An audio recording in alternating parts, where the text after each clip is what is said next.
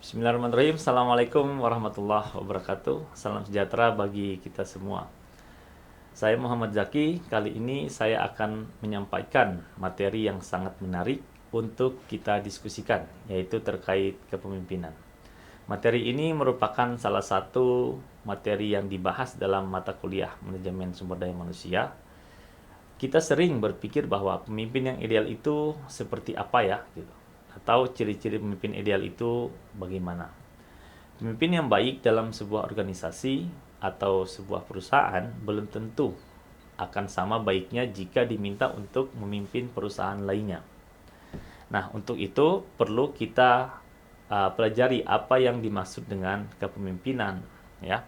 Jadi kepemimpinan merupakan kemampuan untuk mempengaruhi suatu kelompok menuju pencapaian sebuah visi atau tujuan yang ditetapkan.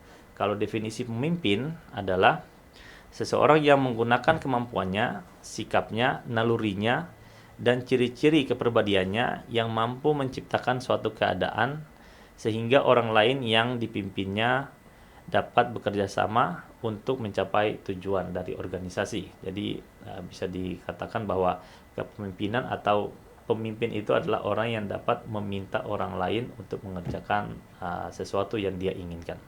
Kemudian kriteria pemimpin ada 4. Yang pertama memiliki pengaruh, kemudian yang kedua adalah memiliki kekuasaan, yang ketiga adalah memiliki wewenang, dan yang keempat adalah memiliki pengikut.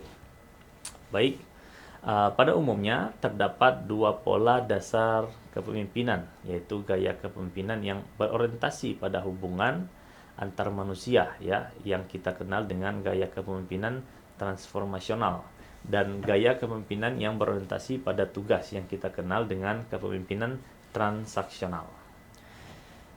Nah, nanti dari kepemimpinan ini akan berkembang, ya, menjadi beberapa gaya kepemimpinan, nanti akan kita bahas pada slide selanjutnya.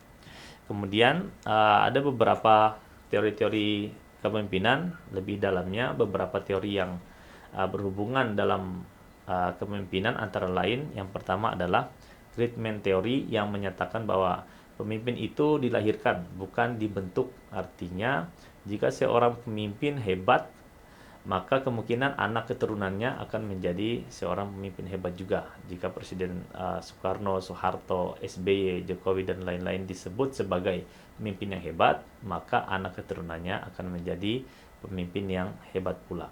Walaupun teori ini mendapat banyak sekali kritikan, salah satunya dari Herbert Spencer yang mengatakan bahwa teori ini tidak ilmiah, ya, karena kepemimpinan itu bukan diturunkan. Dan salah satu teori yang berlawanan dengan Great Man Theory atau yang mengkritik Great Man Theory ini adalah namanya teori Behavioral Theory, yang mengatakan bahwa pemimpin hebat itu dibentuk atau berdasarkan kegiatan-kegiatannya, bukan dilahirkan, seperti dikatakan Great Man Theory tadi.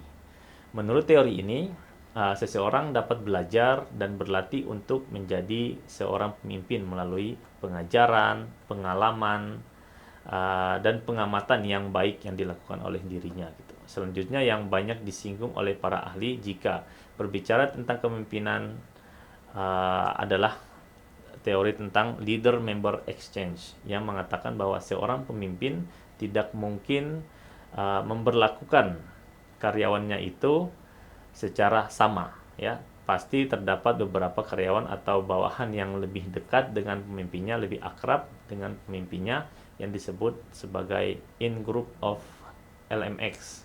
Dan karyawan-karyawan yang hanya sebatas kontrak kerja saja dengan pemimpinnya atau tidak dekat dengan pemimpinnya digolongkan dengan out-group of LMX. Kemudian teori selanjutnya adalah teori X dan teori Y. Nah, teori ini dikemukakan oleh Douglas McGregor dan beberapa ahli menggolongkan teori ini pada teori-teori motivasi. Nah, teori X didasarkan pada asumsi pesimis, ya, dari rata-rata pekerja. Teori ini mengatakan bahwa karyawan berperilaku malas, tidak punya ambisi, tidak bertanggung jawab, dan berorientasi pada tujuan individu saja.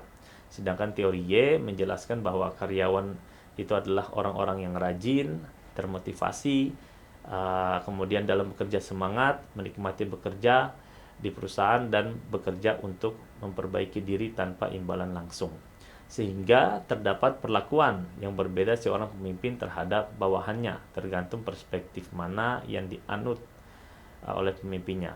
Kemudian selanjutnya kita kenal ada kepemimpinan situasional yang menjelaskan bahwa pemimpin harus memiliki strategi dalam memberikan pekerjaan pada bawahannya, tergantung pada kemampuan dan kemauan dari karyawan itu sendiri.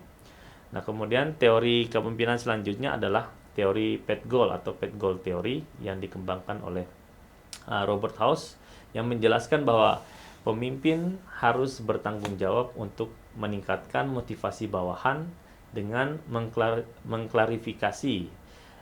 mengklasifikasi perilaku yang diperlukan untuk menyelesaikan tugas dan penghargaan.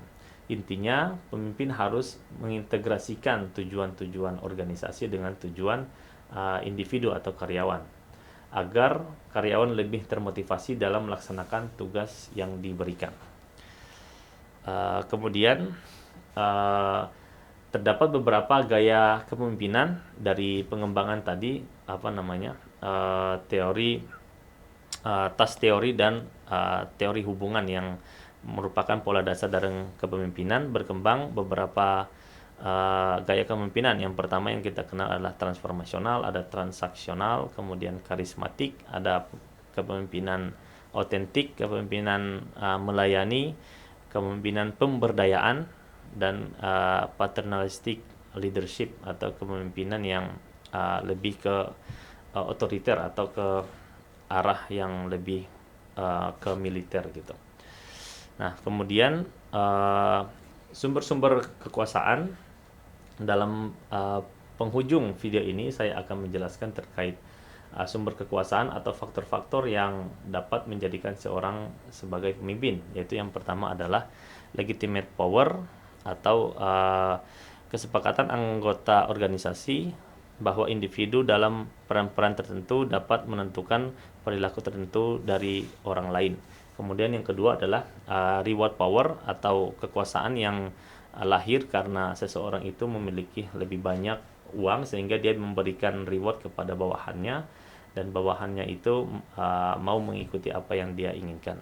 Kemudian coercive power seperti orang yang meminta sesuatu atau meminta karyawannya melakukan sesuatu karena dia seperti memaksa seseorang gitu. Jadi orang yang bisa memaksa juga memiliki kemampuan untuk memiliki kekuasaan. Kemudian ada expert power. Di sini kekuasaan karena dia mempunyai ilmu, jadi dia lebih bisa banyak memberikan atau lebih banyak berpengaruh terhadap orang lain. Dan yang terakhir adalah referent power. Di sini dikatakan referent karena seseorang yang bijaksana atau seseorang yang dihormati itu bisa lebih memiliki kekuasaan dibandingkan orang lain. Baik, sekian video singkat dari saya terkait materi kepemimpinan. Semoga kita bisa menjadi pemimpin yang baik, karena hadis Nabi SAW mengatakan kullukum ra'in wa kullukum mas'ulun an ra'iyati. Setiap kalian adalah pemimpin dan setiap pemimpin akan dimintai pertanggungjawabannya. Hadis riwayat Bukhari. Saya Muhammad Zaki. Assalamualaikum warahmatullahi wabarakatuh.